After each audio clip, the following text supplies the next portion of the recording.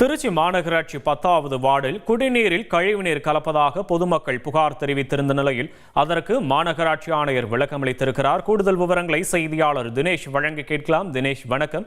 என்ன விளக்கம் அளிக்கப்பட்டிருக்கிறது தினேஷ்? விவரங்களை பதிவு பண்ணலாம். வணக்கம். அதாவது திருச்சி மாநகராட்சிக்கு உட்பட்ட உறையூர் பகுதியில் உள்ள 10வது வார்டு மின்னப்பன் தெரு பகுதியில் கடந்த சில தினங்களாக கழிவுநீர் கலந்த குடிநீர் வருவதாகவும் அதன் மூலம் அங்கிருந்த பகுதியில் இருக்கக்கூடிய சிலருக்கு உடல் உபாதைகள் ஏற்பட்டு மருத்துவமனை சென்று வருவதாகவும் அப்பகுதியில் இருக்க மக்கள் தொடர்ந்து புகார் அளித்தனர். இந்த புகாரின் அடிப்படையில் பார்த்தோமே ஆனால் நேற்றைய தினம் ஒரு நபர் 65 வயதான ஒரு லதா என்பவரும் 2 தினங்களுக்கு முன்பு 90 வயதான மங்கம்மாள் என்ற மூதாட்டியும் இறந்ததாகவும் அவர்கள் குற்றம் சாட்டை வைத்தனர். தொடர்ந்து இது தொடர்பாக புகார் வந்த உடனேயே அந்த பகுதியில் குடிநீர் விநியோகத்தை நிறுத்தம் செய்யப்பட்டு மாநகராட்சி லாரிகள் மூலமாக தண்ணீரானது வழங்கப்பட்டது.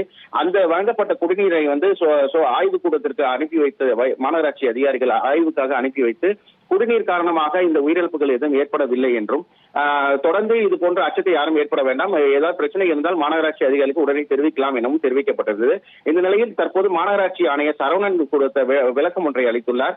இந்த நேற்றைய தினம் அதற்கு முன்பாக இறந்த நபர்கள் 3 பேர் உயிரிழந்ததாகவும் கூறப்பட்ட நிலையில குடிநீர் காரணமாக யாரும் இழக்கவில்லை.